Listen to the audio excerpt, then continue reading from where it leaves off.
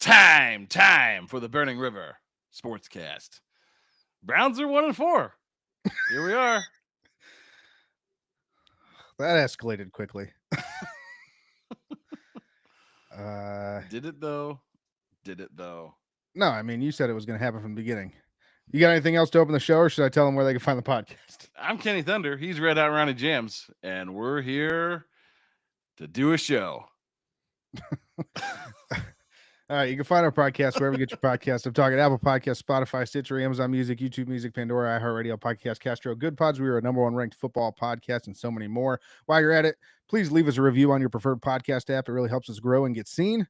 Don't forget to subscribe on YouTube, the only place that you can find a video podcast, and check us out on Facebook, Instagram, and TikTok. Our handle for all the socials is at Burning River Sportscast, and we are on X with the handle at Burning River Pod.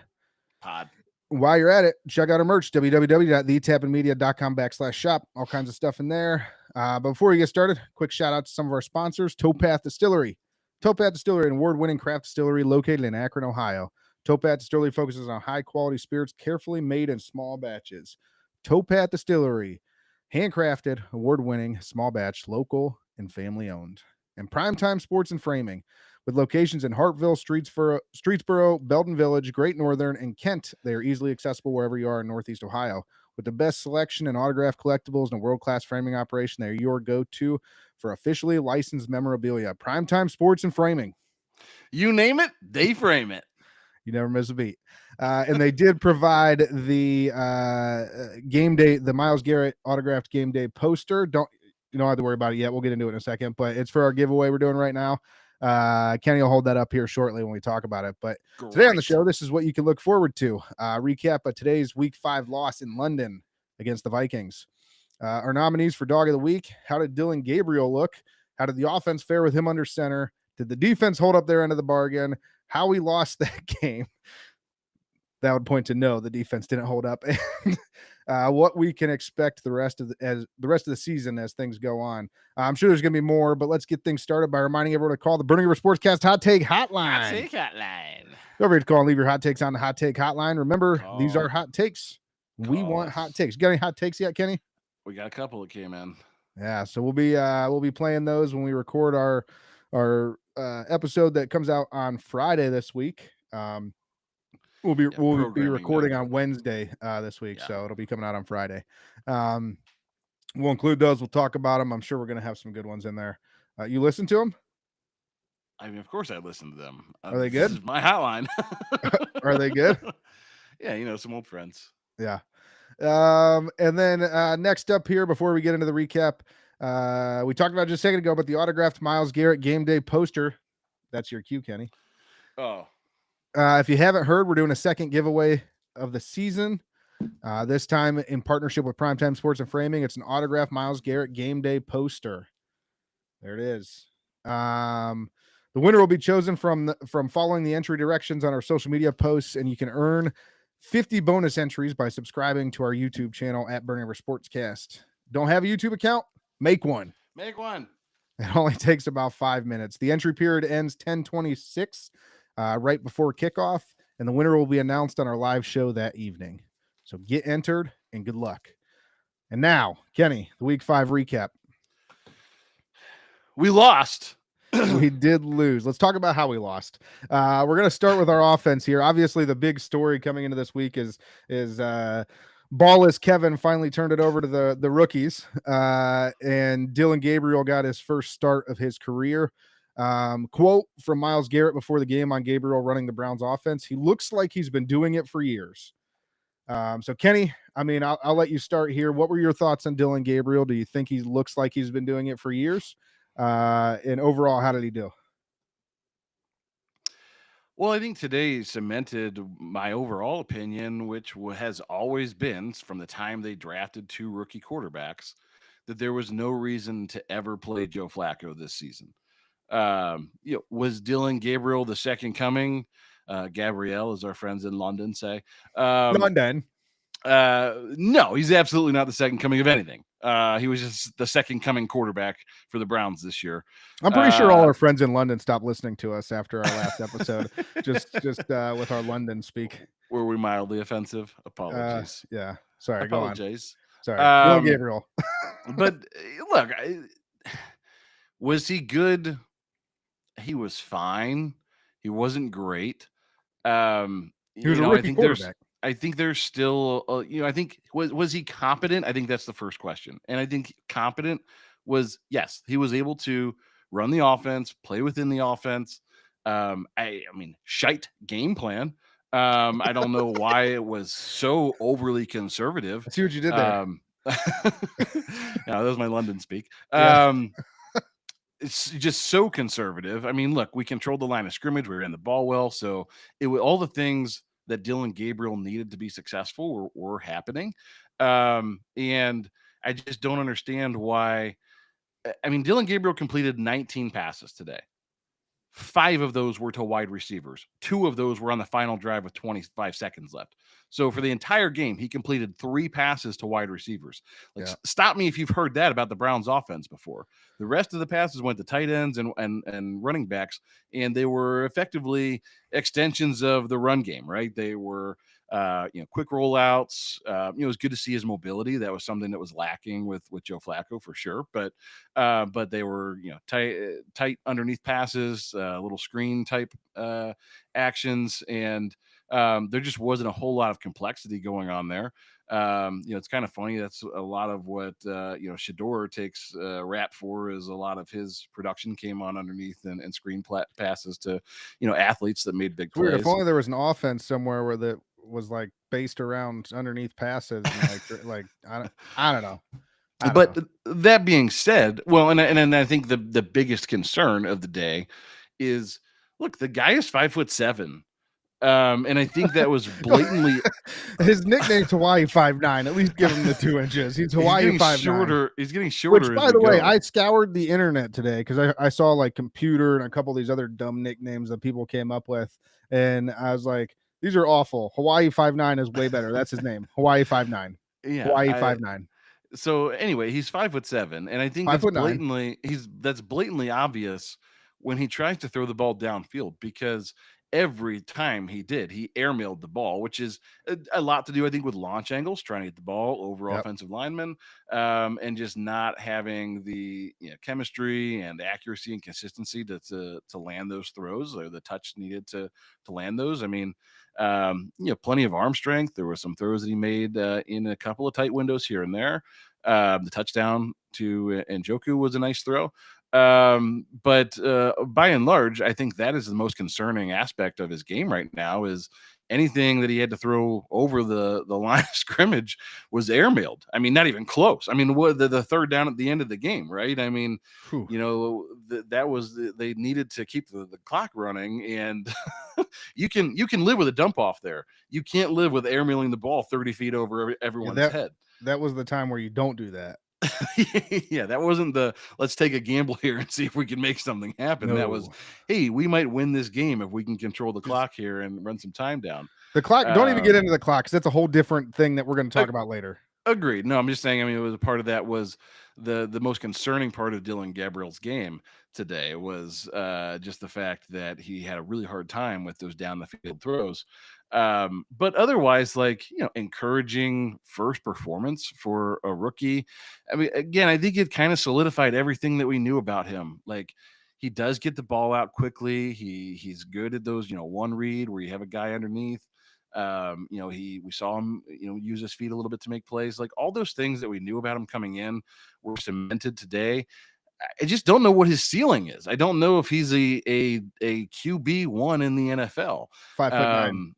I think that's a ceiling. Yeah, I think he offers you more than Joe Flacco offers you right now, which isn't a whole lot. But it wasn't like we couldn't move the ball on offense, and Quinchon was a big part of that today. But Dylan overall, I mean, just a very mediocre but competent performance, I thought. Yeah, no, I mean, I agree with basically your entire assessment. I mean, that's kind of where I was at with it. I wasn't overwhelmed. I wasn't underwhelmed by any means. I was like, oh, he's a competent rookie quarterback. Like, he's still learning. There's some things that need worked out that he's going to get better at as time goes on. And I'll say this, especially with a piecemeal offensive line that's not very good. Sure. A receiving core that is just god awful. Njoku showed up today, but pretty much everybody else was it's same old, same old. Yeah, I mean, I thought he did a pretty good job. He kept his composure. He didn't look rattled the whole game, in my opinion. Other people might disagree with that, but I didn't think he looked rattled at all. I just to piggyback off of your Hawaii 5-9 talk, and him airmailing passes. You didn't even talk about the at least three or four that I counted that got batted down or swatted at the line of scrimmage. True. And it's just very concerning, especially when you do have that piecemeal line that's terrible, and just letting people get penetrate up the field and get in his face. Like, that's not a recipe for success. If those guys the closer they get to him, the worse off he's going to be because he's short. And so, like, what's the average, whatever the average time is getting to quarterbacks is like 2 seconds or less or whatever it is. That average time actually shrinks for him because as they get closer, they're able to get their hands up and knock passes down. Yeah. Well, and look, there's a reason tall guys play the position, right? I mean, there's a reason why guys play on the offensive line and defensive line. There's a reason why the list of shorter stature quarterbacks that have had success in this league is very small. I know we talk a lot of trash about Russell Wilson, but Russell Wilson was one of those guys that played in a smaller frame and was able to make it work. Drew Brees, another one. But like, those guys are the exception to the rule. They were extremely gifted at being able to create launch angles and passing lanes and use their feet and athleticism to buy themselves time in the pocket and find passing lanes. You know what else most of those guys had? Pretty good offensive lines. Yeah, and good coaching too. Yeah, don't jump the gun there. We got a whole segment on that. But I think, and so I think that just in general, the list of those guys is very small. No pun intended. Very small for the small type quarterbacks that have had success in this league. So you really have to be extremely, extremely gifted and proficient in everything that you do to elevate. To be a QB1 that elevates those around you. Yeah. Highlight that last comment that just came in. Yeah. F. Stefanski in 2 different continents. Yes, I would agree with that. Look, yeah, and we'll get into don't worry, Dewey. We'll get into Stefanski here in a little bit. We got a whole portion of the show's just dedicated to him. I will disagree with that last part, though. Schwartz and Barry, absolutely not. Schwartz and somebody, probably not Andrew Barry. I could get on board with that. Schwartz actually wouldn't be my top pick for head coach, but that's a whole different topic. But yeah, I mean, we're in agreement, right? Dylan Gabriel, like, I can concede that you were probably right. Like, I was optimistic that we would get a little bit out of Joe this year and maybe bridge the gap just in the first part of the season, but we didn't get anything out of him. So what this shows us is this goes back to Kevin Stefanski and that coaching staff. Is you mean to tell me coming out the gate you couldn't see that Dylan Gabriel was just as good as Joe Flacco? 100%. And I think, and that's the real damn shame of the whole thing, right? Because the Browns are 1-4. You can't tell me that Dylan Gabriel couldn't have gotten this Browns team to 1-4.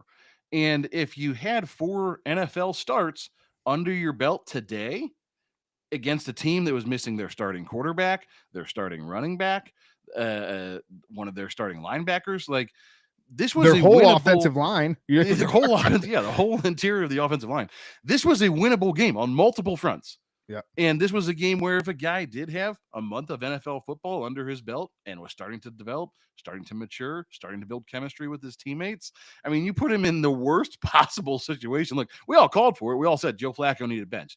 But to literally take your team 3,500 miles away, play at a weird time in front of fans that, maybe 20% was Browns fans and the rest of the stadium is kind of either Vikings fans or any other team in the NFL. Like, which is weird because we were the home team, but it felt like we were the away team in this one. Yeah. I like literally the most difficult circumstance imaginable. You put your 5'7" quarterback in that situation and said, go out there and let's see what you got. So just, again, my whole point is, like, I just love that every show he shrinks. This should have been the day one plan, because you have 2 rookie quarterbacks. And, if he continues to play just like that, I think you have to at the bye look at putting Shador in, just to see what you have. I mean, this team's not going anywhere. You could be 2-7 or whatever here at the end of October when their bye comes around. Like, Well, I'm with you. I mean, I don't. So far, although I will say that Dylan Gabriel had a fine debut, I'm not ready to sit here and say he's the future of the franchise either. So, to your point, I think if we're still 1 and whatever at the break, or even 2 and whatever at the break, you have to at least think about it. That's not to say you can't come back to Dylan Gabriel if Shador is ass. well, yeah, I'd almost like to see him alternate and just prepare a game plan for each quarterback Let's see each what week. happens. And If I mean, let's just embrace it. It kind of felt like, and we'll get to the defense here in a minute, but it kind of felt like you were going for a loss today anyways. So, why don't they certainly coached for a loss. They didn't coach to win. Yeah, 2 other aspects of the game that we'll get into. But let's round out the offense here. Quinshon Judkins, first Browns player to rush for over 100 yards in a game in 30 games. November 12th, 2023, Jerome Ford was the last one. That checks out. Yeah. So he's one of the lone bright spots on this offense. We've been saying it for the last couple of weeks. Like, that dude is a gamer. Yeah. He's afforded himself very well in the start of this season here. Well, now I think what you're starting to see is, I texted you during the game because you said, wow, Quinshon's having a good game. And I said, well, his preseason's basically over now because he wasn't with the team all preseason. He wasn't getting reps. And now he's been in there 3 games. So it's like now he's getting towards the end of the preseason and getting into regular season form. So yeah, and he was doing that all with very little passing game, a ton of penalties on the offense. So it wasn't like he had a ton of help out there, but his hands look good. He's running hard. He's very explosive out of the gate. I love everything I've seen from him. His first few steps are insanely explosive, and he's able to create separation in piles of guys and bounce those runs outside and gash inside. So very impressed and very encouraged with what I've seen from him so far. On the flip side of that, I'm very discouraged by A, the lack of playing time, and B, the production that we've got out of Dylan Sampson over the last several weeks as well. And that's no fault of Dylan Sampson. Well, yeah, he's not on the field a whole lot. Yeah, it's just crazy to me that they continue to try and force Jerome Ford down everybody's throats like he's going to be any sort of running back in the NFL. It's been like 6 years. Like, the dude's not good. So yeah, which will I think come back around in our coaching discussion. Yeah. And then finally on the offensive side, I just wanted to highlight David Njoku finally had a big game for the year. I know they've been really and kind of surprisingly early on in the season, kind of force feeding Harold Fannin Jr. And he still got a decent amount of targets today, but David Njoku with 9 targets, 6 receptions, 67 yards, and a touchdown. So a big game from David Njoku. And 1 hurdle. And 1 hurdle. Are you not entertained? He was excited. 1 hurdle for 5 yards, and he was turned. Yeah, I mean, it was a pretty turtle. That was a pretty turtle. Hashtag pretty turtle. It was a nice hurdle. So I was pretty turnt when he did it, but then I was like, yeah, you're right. When you put it that way, Kenny, you only got 5 yards. But yeah, I mean, thought he won the Super Bowl the way that he celebrated. Yeah, but it was nice seeing him kind of come alive on offense there. So that takes us to the defensive side of the ball. Before we get to the bad, because we're going to get to the bad, I just want to say Carson Schweizinger, another huge game out of him. 12 tackles, just seemed like he was everywhere. He was the one that hurt Carson Wentz at the end of the first half there. Just delivered like a devastated. Like, he just came in. Carson Wentz thinks he's this big quarterback that's running downhill. I mean, what a lack of awareness on Carson Wentz's. You got a rookie. The fact that his backup. A rookie backup. Your starting quarterback's already hurt. You're playing to be taking on tacklers head on.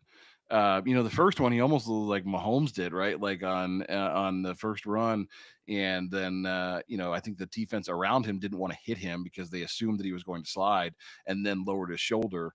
And I texted you at that point, big man, and then he did it again, and Schweizinger lit him up. So I love to see that. Well, and I was glad that Schwesinger did hit him so hard because I texted right after the previous play and I was like, "This is what's wrong with the NFL." Is like Carson Wentz basically he didn't, but on TV it looked like he faked the slide and then kept running, and it's like Well, yeah, he you was saw the slowing entire down, right? defense just pull up and be like, "I'm not hitting this guy." Right. And then he almost got the first down off of it, but on the next play, Schwesinger came in and Yeah, lowered the destroyed him. boom. So, or at least a couple plays later, it was really close to that same time frame. But next up here, Myles Garrett had a fairly quiet day, but he was disruptive. He did have that. He just missed the sack because they got positive. I think they got 1 yard out of it, but that was pretty when he just beat everybody off the line and completely chased down Carson Wentz on the opposite end of the field. Yeah, no quitting Um, his game. He's yeah. still a So Hall of Famer. Ronnie Hickman, all over the place again. I mean, this dude coming from an undrafted free agent to what he's doing right now is just phenomenal. 10 tackles, 6 solo tackles, and just everywhere. Yeah, this defense has been good all year, right? I mean, they're the number one ranked defense in the NFL for a reason. Like, they don't give up a lot of yards or a lot of points. I think Ronnie Hickman's been a big part of that this year. I think Devin Bush is another one that's had a Yep. nice start to the Malik campaign. Collins today, 2 Malik sacks. Collins had a big day. Yeah, I mean, Alex Wright had a sack today too. we knew this front seven was going to be formidable, and they have been. And the defensive backs have been complimentary. So, like, I don't have a whole lot of things to complain about on this defense. I mean, I know that Zell gave up the touchdown there on the final play of the game, essentially, but um, he he played pretty well outside of that. And sometimes in the NFL, you get beat. Those receivers over there in Minnesota are really good. Carson Wentz isn't the worst backup quarterback in the league, so that's a guy that at one time played at a really really high level. So Yeah. a good pass, good route. I still Always going to remember be my old perfect boss telling defense. me the Browns would be kicking themselves for not drafting Carson Wentz because he had had a good rookie season and a good second year, and then it fell off a cliff from there. Yeah, I mean, once he got hurt, he was just never the same. But Yeah. But yeah, I mean, the defense again, overall they were solid, but I mean, let's get to that last drive. I don't know. I mean, you turn the ball over to the defense who is solid, who's been doing their job all season long, and you say you've got 80 yards that the other team has to go in less than 3 minutes to win this game. with one At timeout. the very least, we'll just tell you, just hold them to a field goal. And we can go to overtime. Yep. And they couldn't do it. No, I mean, again, disappointing, but like I can't get all over this defense because this defense has showed out all year, and this offense has left them hanging every single game. So, And I as guess to much be as it's fair, disappointing, I think what was even more disappointing, which exacerbated the issue today on the defense at the end of the game, was what the hell was Stefanski doing from a clock management perspective? not yet, not yet. Don't jump it. Nope, we'll get I there. mean, that to me was the difference in the game, not so much the defense itself. I mean, yeah, they Yeah, did I what think they I think could have mostly done, but the most embarrassing thing on that last drive, besides clock management, which we'll get to, was the final play that they had, that the touchdown to Addison. It was like we just decided we weren't going to run a coverage; we were just going to let him go. yeah, I think um, Zell was all over that at the end of the game. I mean, he owned it. He said, I've got to push him inside. I've got to have outside leverage and push him inside. I can't let a guy that's that talented, have the end zone, the pylon like that. So, yeah, um, yeah, he owned it. It's hard for me to get all over this defense. It wasn't like the defense gave up 43 points today. Like this was a winnable game. They controlled most of the afternoon, or the morning. And if you got a little bit of help from the offense, they're not even in that position. I mean, the drive before that, where we turned the ball over, and had to punt, like that was the difference in the game. You could have sealed it. The defense never had to come back out on the field. You could have true. ran that clock down to 40 seconds, and if you could have made it first down or two. Yep. Um, We didn't want to do that. We decided to not force they had already used all their timeouts. So we decided to not run any clock. We just yeah. well, the We'll worst get thing there. was because they threw it on third down, they didn't have to take their final, so they still had the one timeout. Yeah. So We'll get there. And then Andre Schmidt, special teams, hit all his kicks today. So I know we said a couple weeks ago when he missed the long was it the game winner, game tire, or whatever it was. We're like, that's not on him, right? Yeah, look, I mean, if he's missing 55 yarders, like, it is what Last it couple is. weeks he's been fine. So He's been fine. I guess we were gifted. I don't know. Have you seen the right guard kick on yeah, replay? where it hit the wire and It it hit the cable. yeah. Yeah, so I guess we were kind of gifted that. So it's even So we should have lost more. 24-17. Well, it would have changed things down the stretch, right? If it was 17-17, because they would have just ran the clock out and kicked the field goal. Yeah. And then you probably just would have lost on a walk-off kick. So Yep. Either way, you would have lost. And that's a great segue. And that's because we're going to get into coaching now. And we've got Kevin Stefanik running the show over here. Yes, once again, for anybody that's joining us and is curious as to why I'm saying Stefanik, it's because we don't respect this dude enough to call him Stefanski. I don't recognize his real name because I have just grown tired of seeing him wreck this team over and over again. I don't know how many close games come down to coaching. I do know most of them. Yeah. Most of them is the answer. And if you look at his record in close games, it's not good. That's what was so frustrating about today was honestly your offense, your young quarterback, your running backs, the defense. Well, we'll get there. Everyone played from a player standpoint, played well enough to win that game. Yeah, it was a coaching loss. Hold that thought before we get into that part of it, Kenny. So just a couple headlines or quotes that I want to throw out there. There was a Mary Kay headline right after the game, and this was I shit you not, this was the headline. Rookie quarterback Dillon Gabriel unable to finish the job as Vikings win 21-17 on last-minute touchdown pass. Browns fall to 1-4. Dillon Gabriel couldn't finish the job.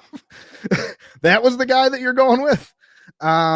Listen, just a couple things on this. No accountability for the coach in Cleveland, like with Cleveland Browns media ever. Since Stefanik has been here, they like to push blame on players. They like to push blame everywhere else besides Stefanik, even though he's the one that's costing us most of these games. I mean, to be fair, if Miles did have a strip sack that he returned for a touchdown, we probably would have won. You're right. I'm sorry. I should have. Yeah, we know you're a Hall of Famer, and we know that you disrupt pretty much every play on defense, but you didn't get a strip sack in return for a touchdown. So, but good score for you. I will give some credit to, there are some other like indie outfits out there as far as podcasts and things like that are finally starting to come around. But finally. Yeah, we've been here. How long have we been on the Stefanik's not a good coach train? Welcome to the show. How long have we been here, Kenny? 4-18 in his last 22 starts. The team was at 20 points again today. 10 penalties, no accountability for this offense. Again, 5 receptions by wide receivers. Like the game plan isn't good. The decision making is poor. The clock management is awful. And these problems are not new. They've been here. Even I know everybody's all his defenders like to point to he's 2-time coach of the year. Even in the years that he won coach of the year, all these problems were still there. Yeah. His offense has never been great. It's been at best, it's been like okay. It's been like middle of the pack. And what really has worn thin and just not worn thin at this point, I mean totally worn off, is there is not a coach who is more aloof in the league in a post-game presser.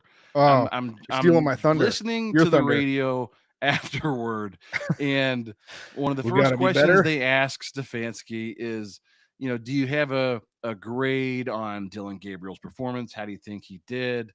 And basically couldn't come up with anything to say. Basically said, we're going to go back and watch the tape. He had some rookie mistakes here and there, but like you don't have anything to say there at all. And then also they asked him about the final play and the touchdown that they gave up to Addison, and he basically said, we got to talk about that. Like, no shit. Like, I'm not asking you to be savant level like McVay, where you ask him a question 3 weeks after a game and he goes, oh, you mean on 3rd and 19 with 3 minutes and 16 seconds left and we had 2 timeouts and we were driving trying to score? Like, I don't need that level of recall. I just need something. Did you see the play, Kevin? Can you tell us what you saw? What did you see in real time? I know you're going to watch the tape. I know you're going to review with your I players actually and your don't know that coaches. he's going to because of his performances. I don't know that he's going to watch the tape. What did you see? Tell us what you saw. That's all I'm asking for. This is not rocket science. This is not all that complicated. What the hell did you see? That's all I wanted in that moment. Yeah. And then I had one more quote before we got too deep into this. RG3 on X after the game. He said, the Cleveland Browns had a rookie QB in Dylan Gabriel making his first career start, and he threw 2 touchdowns, no turnovers on foreign soil, had a rookie running back run for 120 yards, or 110 yards, had a defense force 2 turnovers and get 3 sacks, and they still lost. That's a coaching issue. 100%. Thank you, RG3. Thank you for pointing this out to all the blind folk that we've been just trying to let them know this whole time, like, hey, it's right in front of your face. It's Kevin Stefanik. Metaphorically blind. Metaphorically, yeah. Thank you. Thank you for correcting me. But it's literally right in front of our faces. It has been this entire time. His offense, like I said, it's the best it's been is middle of the pack in the NFL. The very best it's been. And the worst it's been is dead last. And that's kind of where we trend towards is more at the tail end of that. So at the risk of going down the Baker train again today, no, you're good. Scored 38 points, threw for almost 400 yards and 2 touchdowns in an shootout. In an absolute shootout, I bet they won to lead another game-winning drive. Who's now 4-1. The Stefanski offense, even with that guy, wasn't all that good. Right. That was the best it was. Yeah. And I think they finished that year ranked like 12 or 13. Like they weren't like, it's not like they were great. They were competent. Well, we were in a position where we weren't sure if Baker was a top 10, top 15 quarterback, right? I mean, that's how good the offense was. Yep. And so let me just back to Stefanik real quick. Current overall record 41-48. 4-18 since the start of last season. Terrible clock management. We'll talk about that again here in a minute. Stagnant offenses. The offense has averaged right around 13.4 points per game over the last 10 games.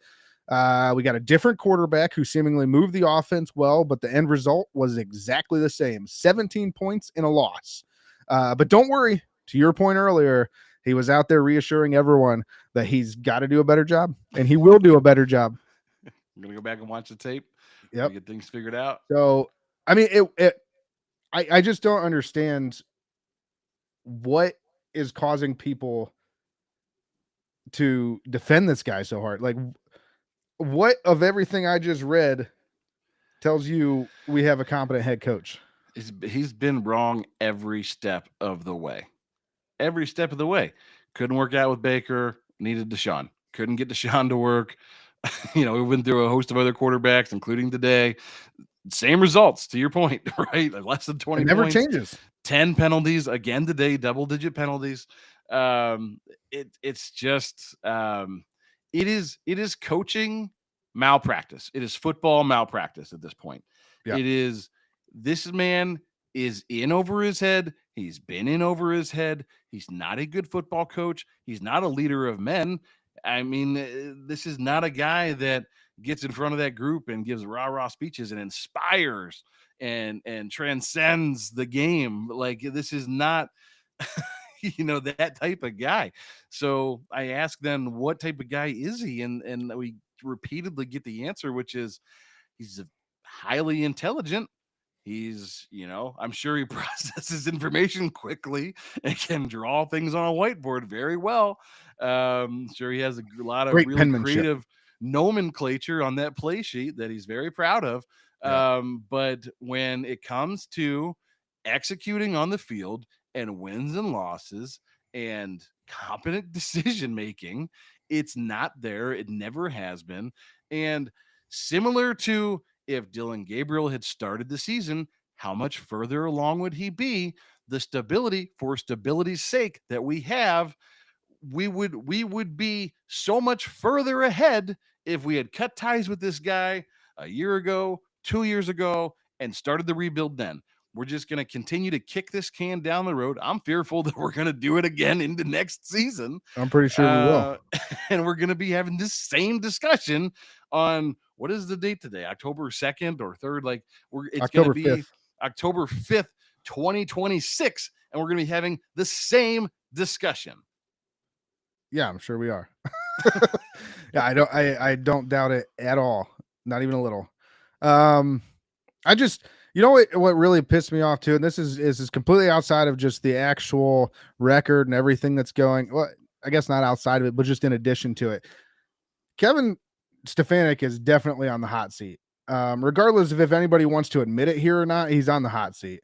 The fact that he is well under 500 at this point, and he's going to continue to be well under 500 because they're not going to win many more games this season. And you know what he does? Not that I'm saying you shouldn't do this, but he shows up at Tottenham Hotspur Stadium. Just his hair's more done than it's ever been. His beard is just perfect. I was like, this dude knew he was going to be on national television for the London games. And he just went all out and was like, I got to be as handsome as I've ever been. Well, I like how he humanized himself this week because we're so used to seeing robotic Kev. And he made the Tommy Boy joke about Dylan Gabriel playing 6 years in college, like he's Callahan's son. And it was like breaking news: Kevin Stefanski makes a joke. Kevin Stefanski has a soul. That's the point that we're at with this guy. Yeah. Like, oh man, did you see Kevin? He made it funny. I jest though that I'll say this: Kevin's probably a fine guy outside of football, but he's a terrible head coach. Yeah, look, I'm not here to judge that. I don't care if he's a good dad and a good family man and he's a good friend and a good neighbor. Like all those things can be true, and you can still be really bad at your job. I just felt bad because I said he didn't have a soul. He probably has a soul. He probably has a soul, and that's fine. He just doesn't have a football soul. Yeah. Fair. So anyway, we are talking about coaching. Can we talk about the sequence of events at the end of the game? Yeah, let's talk about it. What in the hell? I don't know what that was. I've never seen something so ridiculous in my entire life. Like they called the timeout and I was like, why? Yeah, I mean, my initial reaction was, I don't understand this. And then they started to talk about it and I was like, well, I guess if they're pretty sure they're going to at least kick a field goal to tie it, then we'll have some time to get our own field goal. I could kind of like force myself to understand it, but that's the problem is that's not football. You should have said, these guys have no timeouts. Pedal to the metal. Yeah, they've got to decide on the fly. They've got to make quick decisions here. Are they going to make the best decision under pressure and under duress and under a time crunch? No. Or should we give them a few minutes to think about it? Yeah, that's what we wanted to do. Come up with a plan. Also, separate from the coaching issue, what the hell was the call? Because I don't know. I never even questioned that the guy was tackled out of bounds. He was clearly tackled a yard and a half in bounds. Yeah. And the clock should have just kept running. It should have never been a question about whistles or whatever else like that. He wasn't tackled out of bounds. How are we at this point that the refereeing in 2025 is still so bad that we don't have lasers and AI and the booth upstairs that's supposed to be reviewing these things to get them right on the fly? Like, how did we continue to miss these every week and put games in jeopardy by just making shite calls? You did it again. Yeah, I don't know. And it was, it was bad on the ref side when we were on defense. And then you flip it, we're talking about clock management. You flip it over to the offensive side. And we decided with our last play, we were just going to go down inbounds and end the game. We were like, I understand what you're trying to do, but that's to me, that's another incident of Kevin Stefanik trying to outsmart thinking he's the smartest guy in the room. And that DB was all over it. He was like, I ain't having this shit. Shite. I ain't having this shite. But why not just toss it to the end zone again? Right. Like he just did it a second ago and he clearly could make it all the way to the end zone. And all you're going to do if you pick up those yards is he might be able to throw, a sharper pass to the end zone, but it won't matter because there's going to be more defenders now because you're closer to the end zone. Right. So I just don't understand what the thinking was. I mean, we weren't winning the game regardless, so I guess it doesn't really matter, but like why? Instead of just losing the game, which is already embarrassing enough considering where we were just a few minutes before that, on a failed Hail Mary, and they're like, "Oh, you didn't get the Hail Mary like that." Instead, we were even further embarrassed because we just went out of I mean, you went were down gifted. inbounds. You were gifted a second chance at it, and you were We like, said "Nope, we don't want it. don't need that. Why would we How want about to we try throw it 20 again? yards and fall down?" Why would we want to try again?" Yeah, we just We've accept the been loss actively at this point. trying to lose this game now for Yeah. the last 5 minutes. Why would I want to try and win it again? And you're talking about all these conspiracy theorists, well, and I guess not even conspiracy theorists, just people that think the Browns are tanking for a draft pick. Like, this is the stuff that fuels that fire. Is you literally just threw it 20 yards and didn't even attempt to win the game.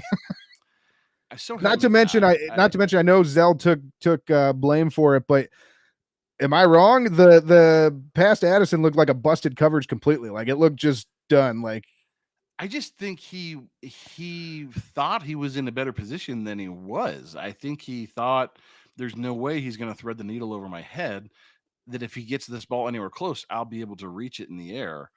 So maybe just a miscalculation on his end. But back to the clock management. Sorry, I had to, but yeah, I don't know what any of that was. Any of it. Like, I just was so confused. I'm watching it and I'm just, the cartoon where like you just see like the steam or like their heads start boiling and the steam starts shooting out their ear. Like, that was me the last few minutes of the game. And luckily we're on at 9:30 and not 1:00 this afternoon, or else I'd probably be yelling right now. But I've had some time to decompress and I'm okay now. I have one final indictment on this coaching staff, which is the first pass that they threw with 25 seconds left. The first pass they threw to Isaiah Bond, kind of in the middle of the field. You recall the play? Yep. Isaiah Bond gets up and motions. First down. Bro, there are 25 seconds left in this game, and you don't have time. It just speaks to what are we doing? How is there that level of a lack of awareness with your football team? Those are the things that when after the score and you're going to have a change of possession, those are the things that your coaching staff should be hammering into every single person's head. Guys, no timeouts, 25 seconds. Like, we get this, if you get tackled in bounds, you get the ball spotted with the referee as quickly as possible, and you get on the line and get ready to spike this thing. Yeah. There isn't 3 seconds for you to celebrate, bro. I know. I think this goes back to what I want in a head coach for the Cleveland Browns is somebody that holds their players accountable. Like, that speaks to the lack of accountability on this team, the lack of discipline. Like, these guys do whatever the hell they want. And I know they're pro athletes and they're going to do what they want regardless, but that's the time where Kevin Stefanik steps in and he says, "No, we're going to nip this in the bud. This shite won't happen anymore." Yeah. Like, here's the thing. I like the move for Isaiah Bond. Like, we need receiver help. I think he could be a good player. If he doesn't sit out the first half of next week's game, is like, hey, like, dumbass, what are you doing? Like, there should be a statement. This is day one stuff. There should be a statement made. You know who doesn't have a lack of accountability? The Minnesota Vikings. Because did you catch this story about Jordan Addison? Yeah. Go ahead. That he didn't want to do team activities, apparently, and wanted to go out and explore London on his own. And you know what? Kevin O'Connell said, "You're not starting the game."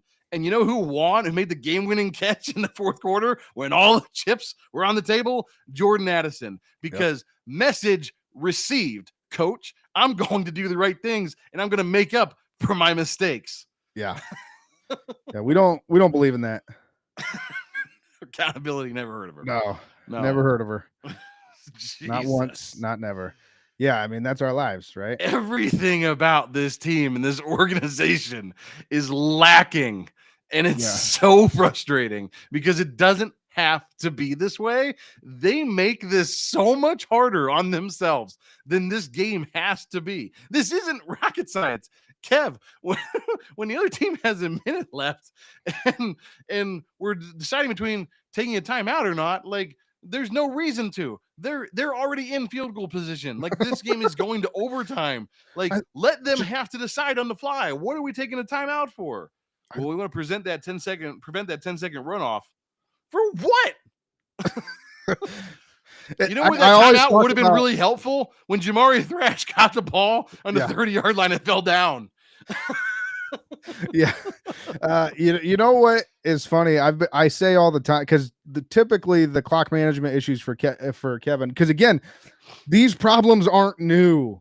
They've been around for a long time. I've been saying for probably years at this point, why do we always go into like the end of the half, the end of the game, and we just have 3 timeouts? We just don't ever use them. Well, he finally listened to our show, and then he was like, I'm going to use all of them right now. I mean, for a guy with an Ivy League education, he's not very. He coaches like the highest grade he completed was preschool. Like I don't understand it. This is not complicated stuff. This is maybe if you very basic X's and O's. If you spent more time studying clock management and less time at the barbershop, you'd probably be doing all right. Just for men. Yeah.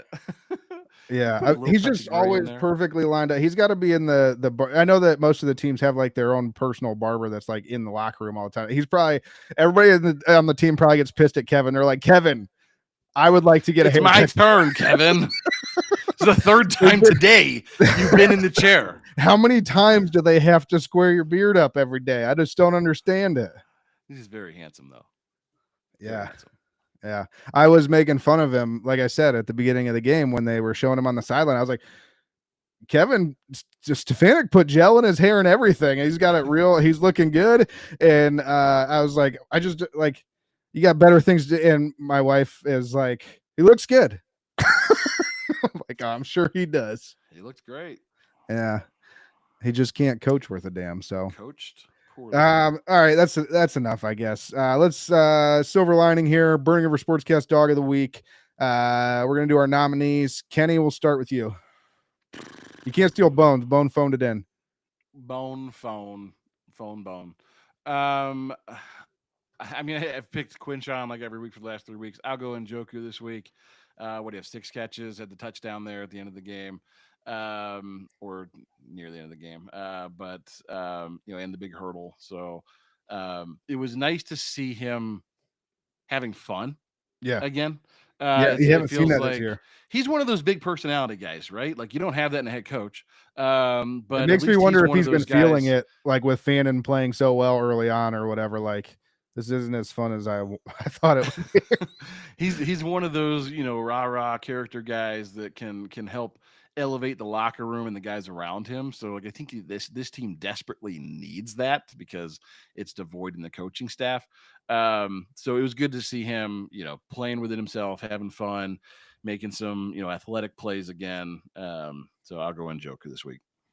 I'm gonna go, since you didn't go with him, I'm gonna go with Quinshon Judkins. What was his final stat line? Let me bring it up here real quick. It was 110, I thought. 110 on, I think, 23 carries. Here it is. 23 carries, 110 yards. And then he added a catch for 18 yards. So good effort out of him. 4.8 yards a carry is solid. We haven't seen that since Nick Chubb. So since Nick Chubb in his prime, I should say. And then Bone nominated Malik Collins. We talked about it earlier, 2 sacks today. So he was getting after it. Looked good. Yeah. Final thoughts, Kenny? You want me to go first or you want to go? Yeah, you can go first. I actually have 2 final thoughts. The first one is bonus thought. Yeah, bonus thought. First one, when is it okay to say Stefanik is the problem? Because I kind of mentioned it a little bit when we were talking about Stefanik, but most of the Browns media and even a lot of people online are still of this thinking that, this has been the problem with the Browns forever, is we've had no stability. We always change coaches. We always think that's the answer. Well, I got news for all of you. Stability for stability's sake is not good either. Like if he's ass as a head coach, so we're just going to be stable ass. Like I just, why is that good? We read off, I read off all of his stats. Is 41-48 right now, 4-18 since the start of last season. The offense has averaged 13.4 points per game over the last 10 games. We switched out quarterbacks. Dylan Gabriel played well, and we still only managed 17 points. Again, you had a running back that rushed for 110 yards. You had a defense that forced 2 turnovers. Guess what? The Browns had no turnovers today. You had a defense that forced 2 turnovers, got 3 sacks, and we still scored 17 points. That's what we do. So at what point is it okay to say Stefanik, the offensive guru, the quarterback whisperer, is the problem? And not be looked at sideways like, oh, you just want to do this all over again. No, I don't want to. I really don't. Like, that's the last thing I want to do. I wish Stefanski was good. Yeah, I wish he was good. At this point, that's all we got. So, yeah. Was that one thought or 2? That was one. Number two. I wore this shirt for a reason. I just want to reiterate, we almost always win. Almost win. We never win, though. Kenny? Every week we get on this show and we recap the games, we preview next week, and we try to be upbeat in the face of adversity and certain death. I think there's always that background level of optimism that, hey, this schedule's going to soften up here. Like, maybe Dylan Gabriel comes out and shows us something. Maybe things could turn around for this team. Maybe there is some level of stability here that is good, and maybe Stefanski will finally get this thing right. This boils down to trust. That's my final thought is trust. And my question is, who do you trust right now in this organization? Because I think if you would have asked that question at the beginning of the year, a lot of people would have said, we trust Joe Flacco. We trust Kevin. We still think Kevin's a good head coach. Kevin was wrong about Baker, couldn't figure out how to plug him into the offense. Andrew Berry was wrong about Baker. They went to Deshaun thinking that was the answer. That was a whole lot of baggage for nothing. Couldn't figure out how to work him in the offense when he was able to play. Double-digit penalties again today. We've been through all the numbers, right? Less than 20 points, 4-18 in his last 22 games. Who do you trust? What level of trust do you have in this front office, in this coaching staff, to make the right decisions? What level of trust do you have in them to determine that Dylan Gabriel is the better of the 2 rookies, that Shedeur isn't ready yet? I ask this because I have bad news for you. Like, Kevin should be on his way out the door. And so if you are attached to Dylan Gabriel, if you are attached to Shedeur Sanders, I just don't see that working out for you very well, because this thing is going to end in a clean house scenario. It almost has to. You can't have this level of futility continue for this long and make no changes, because if you're Jimmy, how do you continue to trust these guys? So I don't have that layer of trust. I'm almost of the thought of, like, imagine if you did have a coaching staff that thought Shedeur was great and was building a game plan around him and was putting pieces around him to succeed. You don't have that. You have a coach that was forced into having this guy on your roster. You have a coach that hasn't been able to figure out how to get any quarterbacks to play well here. There is no trust left with this coaching staff. No. None. Fair. So those are the final thoughts for this week. Now, real quick, let me remind everybody to call the Burning River Sportscast Hot Take Hotline one more time.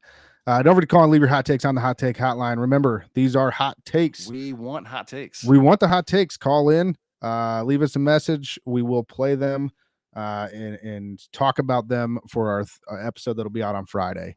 The number to call, 330-227-8081. 330-227-8081. 330-227-8081. Call now. We're not standing by, but we'll put you on the air. And be sure to check out our gear, www.thetapandmedia.com/shop, and that'll do it for us. Kenny, what can we expect this week? What can we expect this week? We will have our normal show that is usually released on Thursday. Programming note being released on Friday this week. So we will be previewing Steelers week, the week 6 game against Schittsburg. We'll also delight you with another Browns backers interview, TBD on who and when. But we'll be out there this week. And then, of course, all the other things you listen to the Burning River Sportscast for, us complaining about the Browns week in and week out and hearing the same takes over and over and over and over again. I bet the skeleton key to victory is going to be turnovers. I mean, we got the skeleton key today. We had 2 turnovers, and it didn't help. I'm starting to wonder if the skeleton key is legit or not, because we got it. We need a new key. Yeah.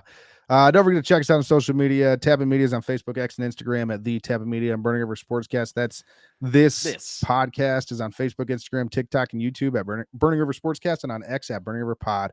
You can find our podcast wherever you get your podcasts. We're talking to Apple Podcasts, Spotify, YouTube Music, Amazon Music, Stitcher, Pandora, iHeartRadio, Podcast, Castro, Good Pods, where we are #1 ranked football podcast, and so many more. And please, please, please, please leave us reviews on your podcast app of choice. It helps us get seen.